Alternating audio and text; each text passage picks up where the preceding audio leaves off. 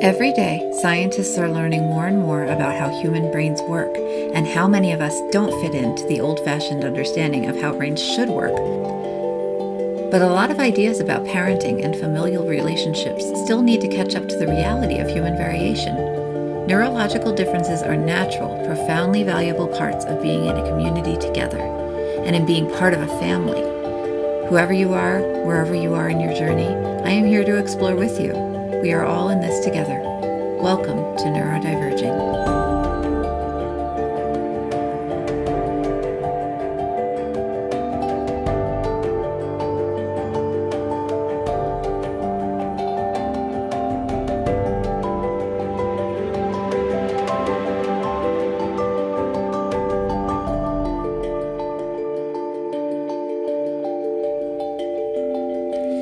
Hello, friends, and welcome to Neurodiverging. Thank you so much for tuning in with me today. If you're new here, I'm Danielle, and I'm the autistic parent of one autistic child and one ADHD child, the partner of an ADHD man, and also I have the best cats. Neurodiverging is dedicated to helping neurodiverse folks find the resources they need to live better lives as individuals and to further disability awareness and social justice efforts to improve all of our lives as part of the larger world community. You can learn more by checking out my website at neurodiverging.com, and please don't forget to hit the subscribe button to make sure you are notified when there's a new episode. Today's episode is a practically minded one. We are talking about schedules. Now that we're getting into the fall season, most kids have gone back to school, even though school looks very different this year. And this means that a lot of us are adjusting our schedules to accommodate the new school schedule. And that can include things like a new sleep schedule, a new meal schedule, changes to the therapy schedule, and more. Changing schedules can be really difficult for people with executive function troubles. I'm an autistic. I definitely have trouble if someone changes the schedule on me with no notice, as do my kids. I have an expectation about my day, and I've planned around exactly what I expect. So when something changes, I don't feel like I have time to think through the new potentialities. So schedule changes can create a lot of anxiety or even a sense of panic, and that can lead to a meltdown, which of course can throw the schedule off even more, creating a stress spiral of doom. Wouldn't it be nice if there were a way to create a schedule that worked for everyone in your household with no stress and no panic? Yes, that would be lovely, I hear you say. So today, I'd like to go through the best way I've found for making a household schedule that is inclusive of everybody in your house and their needs, whether you've got kids or you're living with a partner, family, or roommates. First, I'd like to take just a minute to thank this week's sponsor, iAlly, which is an app and website for family caregivers. Thank you to iAlly for supporting this episode of Neurodiverging. Now, schedules. Approaching the schedule as a household or family project might not be your first thought. I find that a lot of households have one person who kind of fills out the household administrator role, who decides when meals are on the table, and for example, if you're a parent, when bedtime is. But creating an ideal schedule for everybody can be a great way to support neurodivergent folks in your family because it lets them know what to expect when and removes a lot of stress and anxiety from their day-to-day. Additionally, many of us are on certain medications or just function better at certain points of the day, whether you're neurotypical or neurodiverse. And creating a schedule that accounts for all of that will support your family and household running smoothly and comfortably and with less stress for everyone. And less stress means more joy. So I'm going to discuss the entire plan in detail, but let me just give you a quick rundown. First, we collect all of your family's events, tasks, basically anything that needs doing. Second, we interview everyone about their energy levels and priorities, how people feel throughout the day. Third, we make and test the schedule and troubleshoot. Okay, so first we're going to collect all of the data we need about your family's doing. The events, tasks, stuff you've got to do. Get a notebook or create a Google Doc or whatever you want to do and write down the name of everyone in your family or household.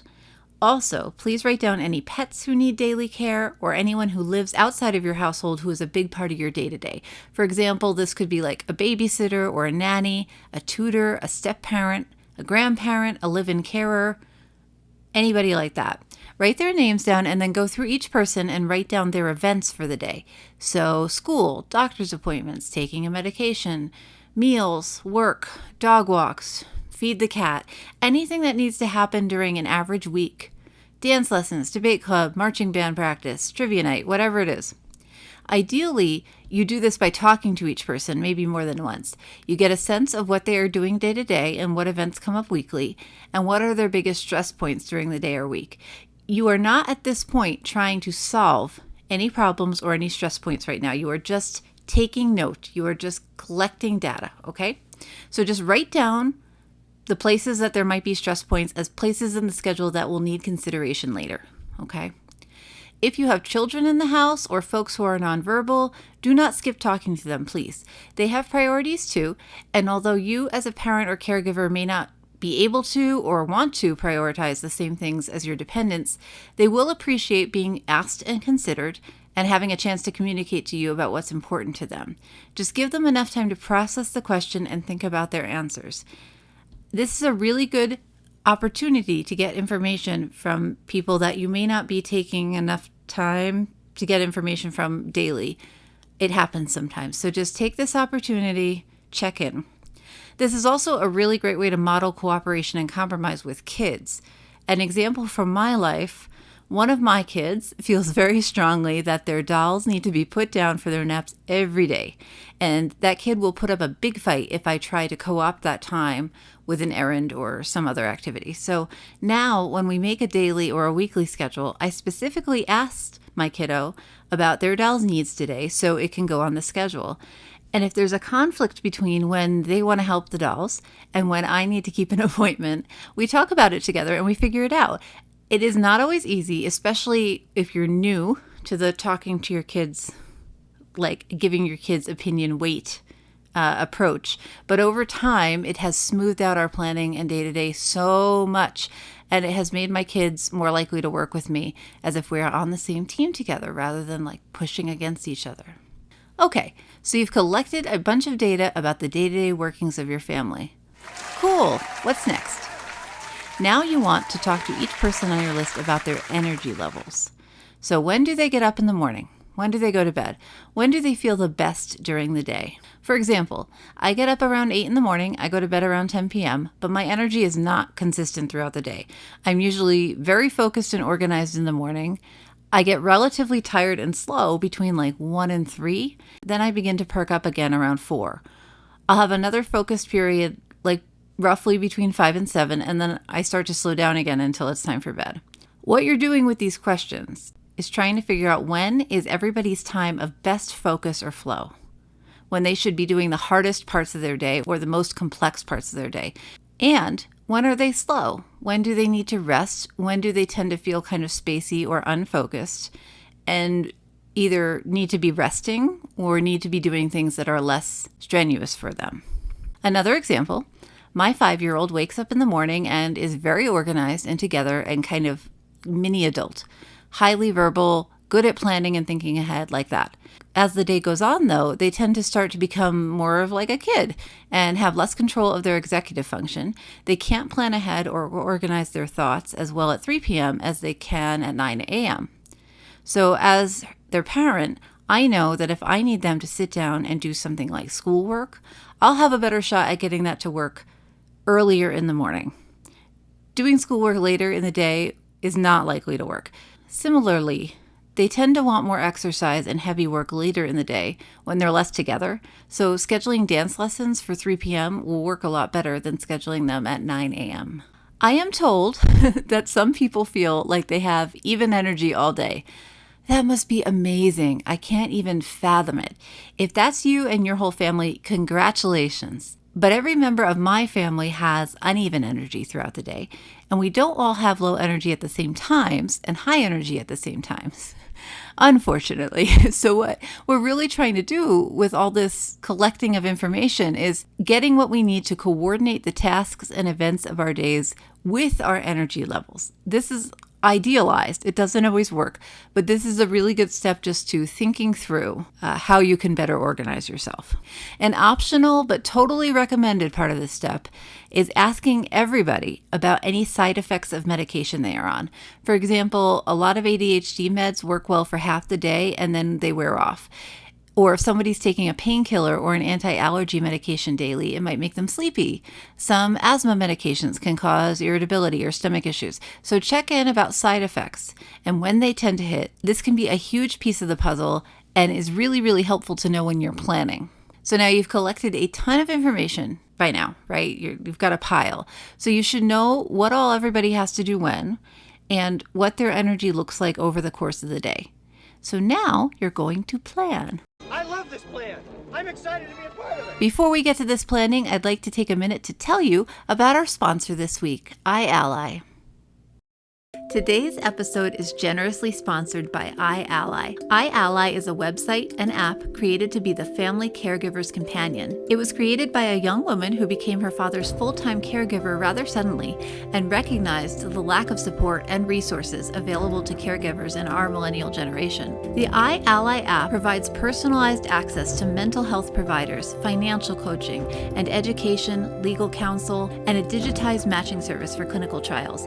It also has a cool feature, the iAlly Checkup, which ensures that you are taking advantage of all the benefits you may be eligible for, as well as a personal caregiving coach. What I really loved about iAlly when I first found out about it is that the app offers a way for those of us taking care of kids or parents with significant needs, a centralized space for all of our medical documents, medical histories, medications, important notes, which makes it easier to keep track of everything.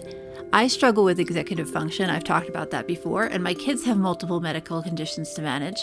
I know a lot of you are in the same boat. The app is a huge help. Additionally, as the family caregiver, all of your own medical information, documents, and medications are in there too, and the app encourages you to be thinking about how to take care of yourself and make sure you're getting to your appointments too while you're supporting your family member. You have access to all of this coaching as well as medical and mental health resources right inside the app, so it's all easy to find when you need it. There's also mutual aid opportunities to help right inside the app. So if you need help picking up groceries or getting rides to the doctor, you can ask for help from a volunteer. Or you can volunteer yourself if you want to be available to help others in your community. You can customize your own plan so you can choose the resources you need or want. It's all personalized and it's free to join. You can learn more about iAlly at app.i-ally.com,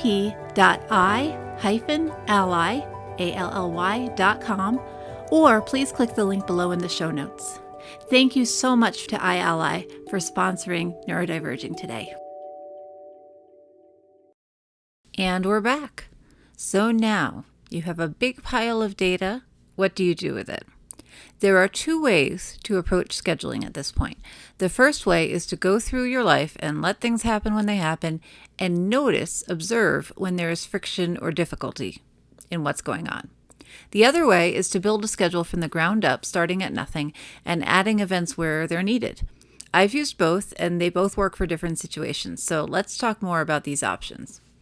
The first option, let everybody go through their lives the way they have been, but with the addition of observing where there are points of friction. So these are places where something isn't working. Someone is having repeated meltdowns, or is always exhausted, or is not able to complete their work, or get enough rest, or whatever it is. So when you notice something not working like this, you should now have the information that you collected and be able to work to figure out a different way of doing things that might suit that person better. So for example, if your child is melting down about being asked to do math homework at 4 p.m., you might realize that they are too overwhelmed after school and they need more time to settle after school. So maybe they can try to do it after dinner, or maybe they need to get up earlier in the morning and do it before school. Okay? I tend to use this approach when there are a lot of items in my schedule that are not flexible. So if you need to attend classes from 9 to 3 every day, or you have dedicated work shifts that you're assigned, obviously you have limited control over changing those scheduled items. But you can control your meals, your sleep time, your leisure activities, your kids' dance class, when that speech therapy appointment is, or whatever other items need to happen around your work schedule, and make sure that those other events and their scheduling support you and your family as much as possible. I think the trick with this approach is having a really good handle on what your priorities are and why. It's really easy to say, oh, my kid has to do this dance class, or I have to take this 7 a.m. therapy appointment across town or whatever. And sometimes you do need to do those things. But it's also really easy to talk yourself into thinking that you don't have control over things that you do have control over. So consider that each item on your schedule should support you or solve a problem for you. And if it's not, you may want to rearrange or rethink that item. So could you get a new therapist who's not way across town and only has 7 a.m. appointments available? Can you get your kid to take a season off dance or switch dance studios to some place that has a more flexible schedule? It might be worth it if it removes a huge stress point in your life and makes you a better person and a better parent and a better partner overall, you know?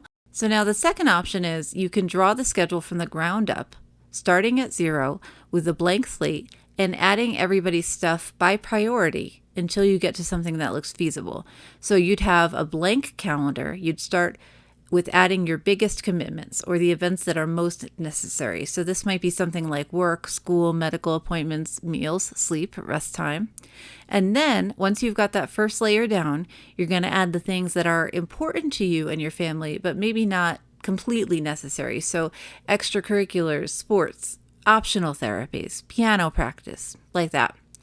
So that's your second layer, things that are important, but like you could skip a week if it got too crazy. The third layer will be things that you'd like to do, but you don't have to do them regularly. So maybe book club, going to the zoo, hiking, visiting your cousin, whatever it is.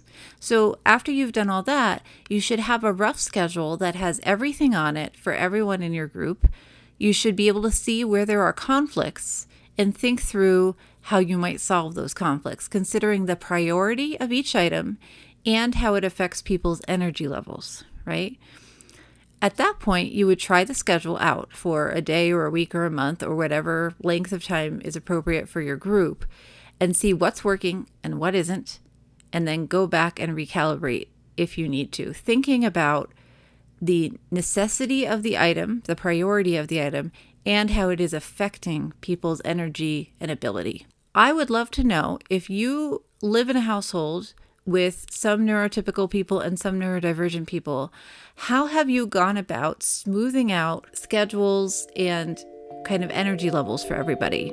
How have you gone about creating a nice, calm, shared wellness household where everybody feels comfortable and safe? I would love to hear your tips if you have any, especially if you have older kids or teenagers. I obviously have very young children. It's a totally different ballgame I'm aware of. So if you have any tips or ideas, I would love to hear them. You can email me at neurodiverging.podcast@gmail.com or go to the website and there's a contact form in there. I hope this has been helpful to you.